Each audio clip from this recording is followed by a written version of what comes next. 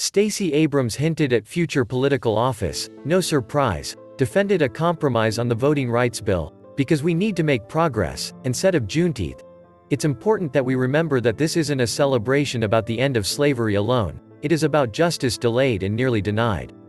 I say this having been won before and possibly won again. As politicians, our tendency is to say that a vote leads to instant action," she said in a wide-ranging interview with Robin Roberts as she accepted the Tribeca Festival's inaugural Harry Belafonte Voices for Social Justice Award Saturday, only a few days after President Biden signed a law making it a national holiday.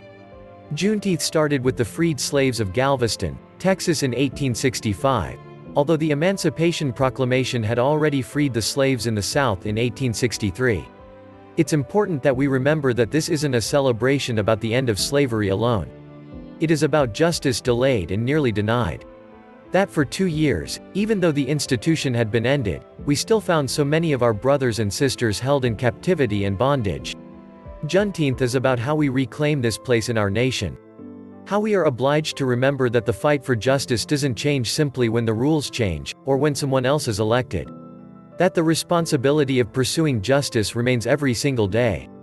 Abrams sees voting rights as the key to making sure justice is not just a concept or a hashtag. The issues are laid out in a 2020 documentary on voter suppression by Liz Garbus and Lisa Cortison she helped produce, All In: The Fight for Democracy. She's also just published her 11th book and first legal thriller, While Justice Sleeps. Abrams this week took some flack for backing a Senator Joe Manchin, D. West Virginia compromise on voter IDs in the voting rights bill that is attempting to pass Congress against stiff opposition by Republicans in a divided Senate. Good Morning America anchor Roberts asked her why. "Because we need to make progress, and his willingness to, instead of simply saying no, I don't like," he said, "here's the place for us to start." "I support that," Abrams said. "Conservatives have muddied the argument," she said. "Voter identification simply means showing people who you are. No one objects to proving that you are the person you say you are. What we object to is restricting those proof points to make it almost impossible for people to meet the standards. If you live in a state where you can show your gun license but not your student ID, that is restrictive identification. We are simply saying both should count."